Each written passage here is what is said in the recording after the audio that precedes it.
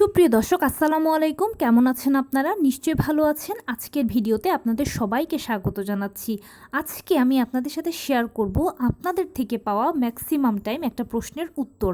আর সেটা হচ্ছে, অনেকে আমাকে অনেক সময় প্রশ্ন করেন যে আপু আমার হাইট এত, আমার ওয়েট এত, আমার পানির পরিমাণ এত, আমার রক্তের পরিমাণ এত আছে, আমার কি নর্মাল ডেলিভারি হবে কি না। দেখুন, নর্মাল ডেলিভারির জন্য বেসিক্যালি নবম মাসে এই 5টি জিনিস যদি ঠিকঠাক থাকে তাহলে ইনশাল্লাহ ডেলিভারিটা নর্মালে হবে, আমরা ধরে নিই। তাহলে চলুন বলছি কোন 5টি জিনিস আপনার ঠিক থাকা প্রয়োজন। বাই দ্য ওয়ে, মূল ভিডিওতে যাওয়ার আগে একটা কথা বলি, আমি আমার চ্যানেলে pregnancy related, specially normal delivery related অনেক ইম্পর্ট্যান্ট তথ্য ভিডিও আকারে শেয়ার করে থাকি। এই তথ্যগুলো আমার পার্সোনাল এক্সপিরিয়েন্স ও আমার ডক্টরের সাজেশন থেকে নেওয়া। তাই আমার চ্যানেলটিকে যদি একবার আপনারা ভিজিট করেন তাহলে আপনারা আপনাদের প্রশ্নাতীত মনের অনেক প্রশ্নের উত্তর পেয়ে যেতে পারেন। আমন্ত্রণ জানাবো আমার চ্যানেলটিকে একবার ভিজিট করে দেখার জন্য। এবারে চলুন মূল আলোচনায় যাওয়া যাক। আমি শুরুতেই বলেছি আজকে আলোচনা করব আপনাদের থেকে পাওয়া একটা কমন প্রশ্নের উত্তর সম্পর্কে। অনেকে আমাকে প্রশ্ন করেন যে আপু আমার হাইট এত, আমার ওয়েট এত, আমার রক্তের পরিমাণ এত, আমার পানির পরিমাণ এত, আমার কি নর্মাল ডেলিভারি হবে কি না। বেসিক্যালি নবম মাসে যদি আপনার এই 5টি জিনিস ঠিক থাকে তাহলে ইনশাল্লাহ আপনার ডেলিভারিটা নর্মালে হবে, আর অন্য কিছুর প্রয়োজন নেই। এবারে বলছি সে 5টি জিনিস কি কি। প্রথমেই হচ্ছে আপনার সার্বিক সুস্থতা। নবম মাসে মায়েরা তো বিভিন্ন ধরনের ব্যথা কষ্টগুলো ভোগ করেনি। এগুলো ছাড়া আপনার যদি আর কোনো জটিল সমস্যা না থাকে, যেমন ডায়াবেটিস, হাই ব্লাড প্রেশার, গল ব্লাডারের সমস্যা, এগুলো যদি না থাকে, মোটামুটি সার্বিকভাবে সুস্থ থাকেন, তাহলে ইনশাল্লাহ আপনার নর্মাল ডেলিভারি হবে, আপনি নর্মাল ডেলিভারির জন্য ফিট আছেন। দ্বিতীয় যে জিনিসটা বেশি প্রয়োজন সেটা হচ্ছে বাচ্চার সার্বিক সুস্থতা। গর্ভের ভেতরে আপনার বাচ্চা সুস্থ আছে কি না।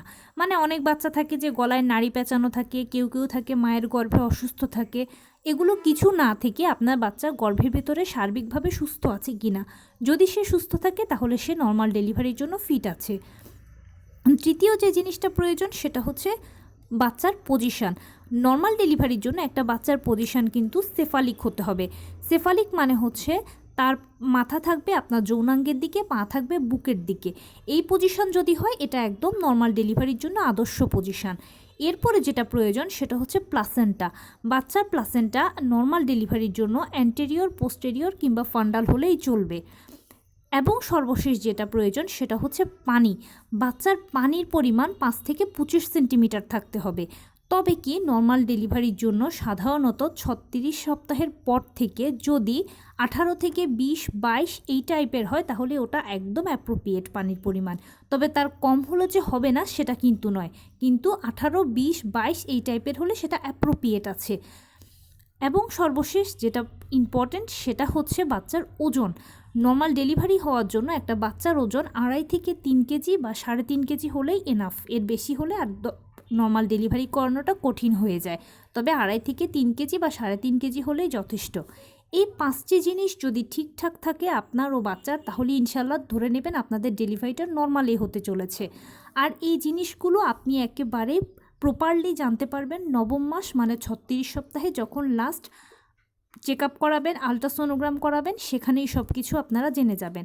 8 মাস বা 8.5 মাস এই সময়গুলো পর্যন্ত হয় কি বাচ্চাদের পজিশানে এলোমেলো আসতে পারে, ওজনের মধ্যে তারতম্য আসতে পারে, আপনার অনেক কিছু তারতম্য আসতে পারে, কিন্তু নবম মাসে গেলে একেবারে মোটামুটি একটা ফাইনাল সেটেলমেন্ট এসে যায় যে সব কিছু ঠিকঠাক মতো হয়েছে কি না, নর্মাল ডেলিভারির অনুকূলে হয়েছে কি না আপনি, বাচ্চা, সব কিছু। তাই নবম মাসে লাস্ট চেক আপ করানোটা সবচেয়ে বেশি ইম্পর্ট্যান্ট। এটা আপনারা অবশ্যই করিয়ে নেবেন যারা নবম মাসের গর্ভবতী আছেন। এবং চেক আপ করানোর পরে যদি দেখেন যে এই জিনিসগুলো ঠিক আছে তাহলে নর্মাল ডেলিভারির জন্য অপেক্ষা করবেন। আর যদি অন্যথা হয়, মানে কোনো সমস্যা হয়, তখন তো ডাক্তার বলেই দেবে আপনাকে, সেক্ষেত্রে সিজারের প্রয়োজন। অনেক সময় আপনারা আমাকে এরকম প্রশ্ন করেন যে আপু আমার ডায়াবেটিস আছে, কেন আমার নর্মাল ডেলিভারি হবে না? আপু বাচ্চা ব্রিজ পজিশনে আছে, কেন নর্মাল ডেলিভারি হবে না? দেখুন, আমি যে 5টি জিনিস ঠিকের কথা বললাম আর আপনারা যে প্রশ্নগুলো করেন এটা হচ্ছে তার বিপরীত। মানে একজন মায়ের যদি ডায়াবেটিস থাকে বা হাই ব্লাড প্রেশার থাকে তখন সেক্ষেত্রে নর্মাল ডেলিভারি এই জন্য করানো হয় না। কারণ হচ্ছে কি নবম মাসের পর থেকে মানে 36-37 এই সপ্তাহগুলোর দিকে হয় কি মায়ের থেকে বাচ্চার ডায়াবেটিস হয়ে যাওয়ার একটা টেন্ডেন্সি থাকে। তাছাড়া যখন হাই ব্লাড প্রেশারের কারণে মায়ের প্রেশারটা ওঠানামা করে তখন কিন্তু এই ওঠানামার ফলে বাচ্চা গর্ভে মারা যেতে পারে। তাই বাচ্চাকে সুরক্ষিত রাখার জন্য আগে আগে সিজারটা করিয়ে ফেলা হয়।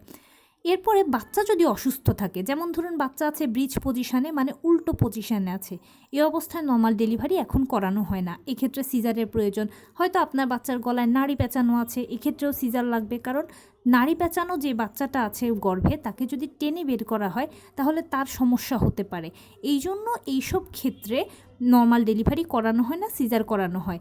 কিন্তু যদি এইসব কিছু বিপরীত না হয়ে আমি যেরকম বললাম যে যে পজিশানগুলো বা যা যা বললাম এরকম যদি হয় তাহলে ইনশাল্লাহ নর্মাল ডেলিভারি কনফার্ম। তো এই ছিল আজকের ভিডিও। কেমন লাগলো বলুন? যদি ভালো লেগে থাকে ও হেল্পফুল হয়ে থাকে তাহলে প্লিজ লাইক, কমেন্ট, শেয়ার করতে একদম ভুলবেন না। আর সেই সাথে আমার চ্যানেলটিকে সাবস্ক্রাইব করার বিনীত অনুরোধ রইল। পাশে থাকা বেল আইকনটি ক্লিক করে দেবেন যেন আমি ভিডিও আপলোড করার সাথে সাথে আপনারা নোটিফিকেশান পেয়ে যান। যদি কোনো প্রশ্ন থাকে কমেন্টসে জানাবেন, আমি রিপ্লাই দেব। প্লাস যদি কোনো পরামর্শ থাকে যে কোন বিষয়ের উপরে ভিডিও বানালে আপনারা উপকৃত হবেন সেটাও জানাবেন। আমি আপনাদের পছন্দের সর্বোচ্চ প্রায়োরিটি দেব। ভালো থাকবেন, সুস্থ থাকবেন। আসসালামু আলাইকুম।